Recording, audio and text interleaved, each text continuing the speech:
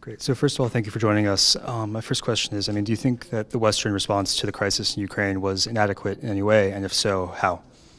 I think it's not sufficient because we see the result. So that's the reason why I think so. But we have to do more. We have to be consistent. We have not to give up, so to say, although know that sometimes take decisions is not easy. To build consensus also not easy. But we have to continue. And do you think it's possible to open up dialogue with with Russia under the current regime?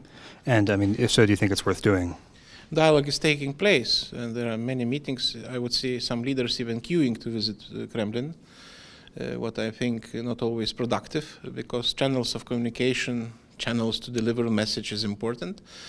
But to make impression of intensive dialogue at the same time making no changes on the ground, it's not productive. And dialogue sometimes, unfortunately, by Russia used as a smokescreen to continue the activity on the ground, which is really not very helpful. So we have to realize, we have to distinguish what is partnership, what is just dialogue, what we would like to achieve, what we are aiming for. This is still should be sorted out, not always taking place. But I see that in the future will be really not less difficulties, because it's becoming like geopolitical challenge. It seems like, although it's free choice of free countries, but not every country considers that as a free choice. So we have to defend this right of free countries to choose. And by geopolitical challenge, you mean just for the West or also for Russia to sustain its current course? The only leverage we're using today is sanctions. Nothing else we are using. We could use isolation, but we are not capable to do that. So sanctions are important. If it's not sufficient, we should add sanctions until time comes and there will be some difference. So that's our way to go. And are the recently announced Warsaw Summit NATO battalions, is that enough to really defend the Baltics against Russia? Or? One battalion will not make a difference, needless to say. But this is a system, part of the system of engagement. It's very important. By the way, politically, it's also a multilateral response to this situation. I'm personally really satisfied with the decisions taken in the NATO summit in Wales and consequently in Warsaw. Now they are being implemented.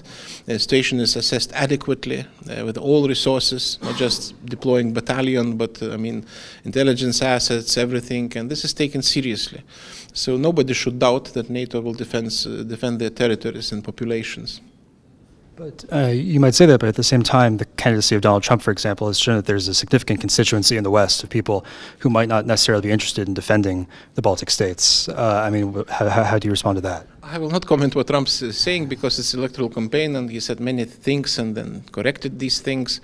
What is the right thing to say that we have to pay attention to our security. This is true because Europeans lacking behind. I would say Baltic countries were also not very good, maybe except Estonia, but now Baltic countries are among the leaders in improving, increasing defense spendings.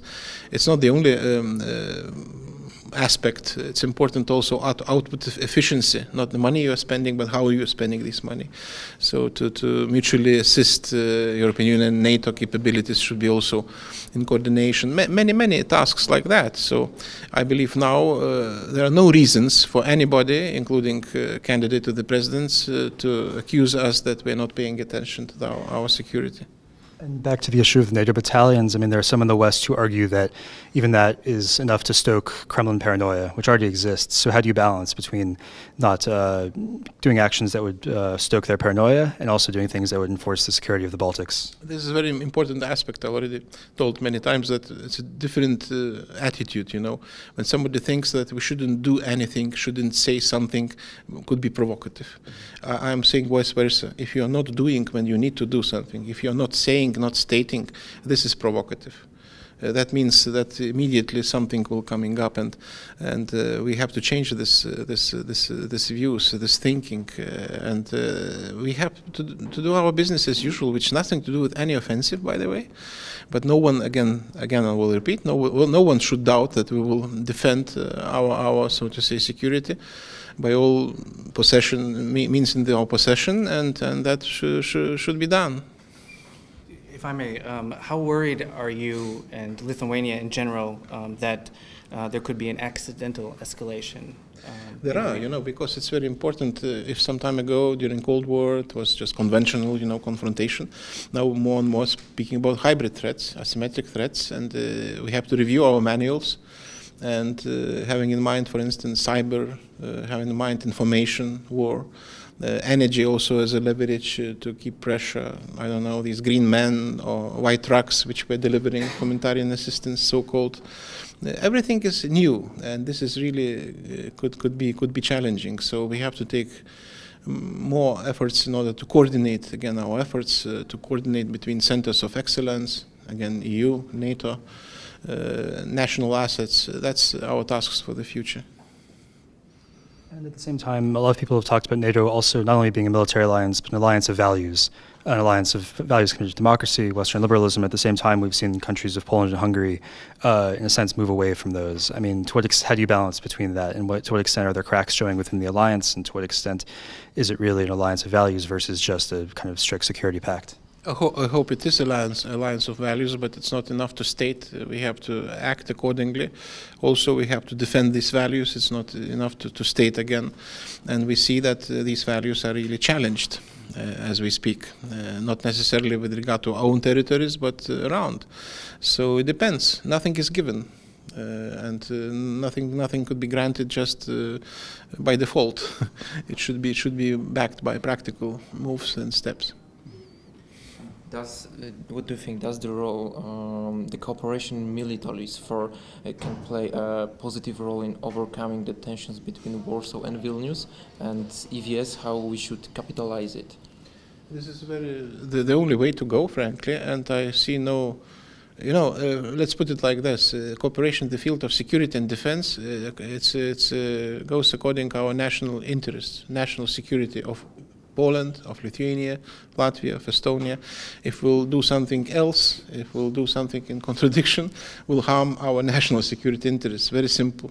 There are problems, misunderstandings sometimes, it's always taking place, but they are really by far not compatible with the strategic tasks we are facing altogether.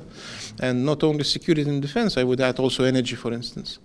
We already have some, in spite of, as you said, some misunderstandings, we already have some, well, electricity bridge with Poland. Financial documents are signed for gas connections, right? Our transport projects also underway, maybe not easily going, but they are going. So it's so important, not only for Lithuania and Poland, for instance, but also for region, for European Union. And this is a glue to solve other problems. While focusing on issues which are of common interests, we really can implicitly influence issues which are problematic. And could you see Ukraine joining NATO at any point in the next 20 years? I don't know how many years. I can tell you one story. When I was ambassador to NATO in '99, my future allies told me that Lithuania will never be a member of NATO. Never, ever. I said, you're fine, I like you, your country is nice, your freedom fight is impressive, but you will never be. So that answers to your question. So even if somebody doubts or saying something negative, it shouldn't change motivation. And reforms are important, regardless everything. And time will come. But when time will come, you have to be ready. If you will not be ready when time will come, nobody to blame, just yourself. With the result of the elections in Lithuania, it seems that this chapter in your life may be coming to a close. Who knows? We'll see.